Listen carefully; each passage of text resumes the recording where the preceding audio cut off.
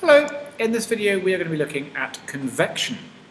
So we've already established two important facts. Number one is, well, three important facts actually. Number one is that heat is a measure of how quickly the particles in material are vibrating. The hotter something is, the more the particles vibrate. Number two, we have learned that heat always travels from something that is hotter towards something that is colder. And number three, we've worked out that in conduction, heat is transferred by something vibrating here, colliding into its neighbour, and then passing on those vibrations between the two. Today we're going to look at convection.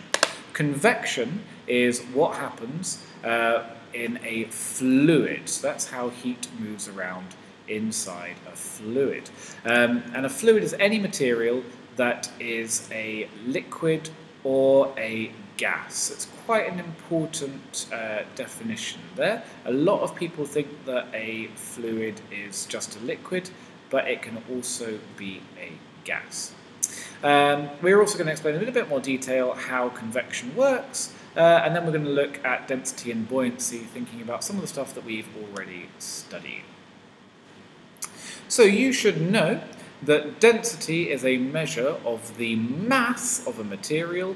It's a density of the mass of a set volume of a material. It's mass per unit volume. So, for example, density of water is 1 gram per centimetre cubed. And if you remember, density has the symbol ρ, which is a Greek letter, and that is equal to the mass of an object divided by its volume.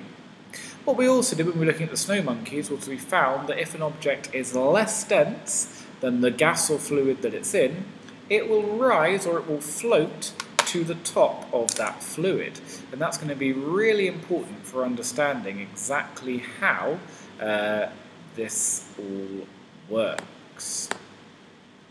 So let's think about a fluid as we heat it. So what I have here is, I want you to imagine this as a column of air.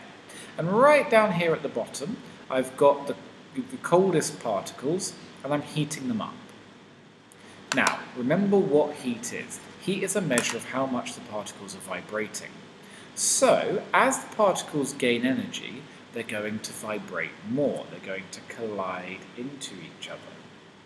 But as they collide into each other more, what happens to the gaps between them?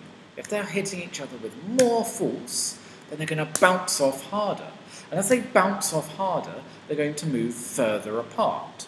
So what I've done here is I've just drawn a purple dashed box around 3 different fixed volumes, or in this case they're an area because it's a 2D shape, but let's imagine that they're like a cardboard box. If you look down here, I've got lots of particles in the box, but up here I have fewer and fewer particles. Now what does that mean?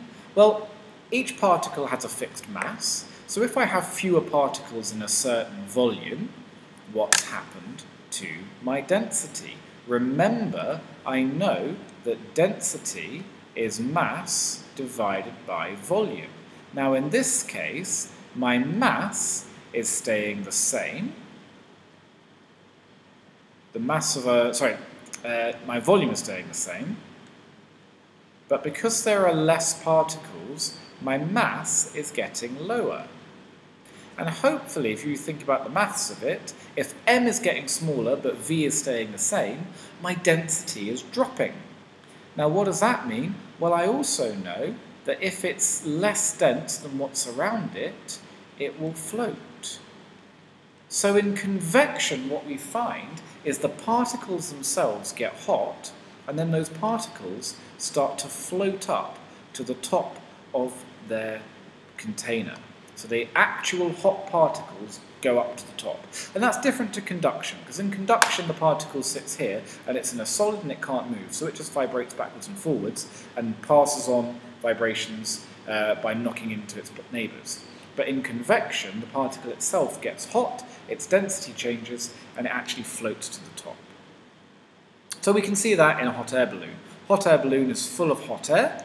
The hot air is vibrating more, so there are bigger gaps in the particles, so it floats above the colder air. Same thing in a floating bottle. Air is less dense than water, so the bottle will float. Now, if you want the key definition, I'd suggest you write this down. It is a process in which heat is carried by the bulk movement of a fluid. That bulk word means that it's the fluid itself that is moving. So here are some steps in it. So let's say I'm heating water in a pan. The water at the bottom gets heated. That water will then expand. Because it has expanded, it becomes less dense. Really important to remember, the particles themselves do not expand. It's the gaps between them that gets bigger, so a fixed amount of water has expanded. Because it's now less dense, it then rises or floats, gets to the top, cools down. As it cools down, it vibrates less, the gap between it gets smaller, and it sinks to the bottom.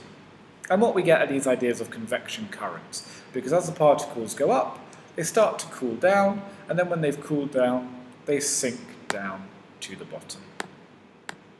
So we can see that again here, as we heat the molecules, they warm, they rise, then when they get to the top, they cool, and they sink down to the bottom. Again, a little summary of it. Heating causes a reduction in the density of a gas or liquid, and therefore it rises. Cooling causes that density to increase, and it falls. A couple of examples of where we might see this. You should never smoke, obviously, but if you watch fire or anything like that, you will see the smoke curling upwards. That's because the smoke is hot, so it has vibrated more, the particles have become further apart, the particles become less dense, and they float. So we put smoke alarms on the top of the roof. And ceiling fans, you can have a summer and a winter mode. So the most effective way of a ceiling fan working is to actually suck warm air up to the top, but in the winter we want it to blow that warm air down towards you, because the warmest air will be at the top of your room. What might be a bit familiar to us, if you have a heater, we always put heaters at the bottom of a room, because then that heater will enable the hot air to go up to the top, and then the cold air will be at the bottom that we want to heat up. In your refrigerator, the hottest air will be at the top of the refrigerator, so we put the part of the fridge that makes it get colder up the top where that heat is to remove the heat, and then the cold air will sink down into the rest of the refrigerator. So what we're looking for was to talk about how heat moves through fluids. It moves by convection. We know now how convection works. It works by density changing. The gap between particles expand, they become less dense, and they rise. Then they vibrate less, they become more dense, and they sink. And you should remember, back from what we did at the start of the year, that the less dense something is, the more it will float. Probably got to have some questions from that, so what I want you to do is write down anything that didn't make sense and bring it to the lesson ready to ask me any questions.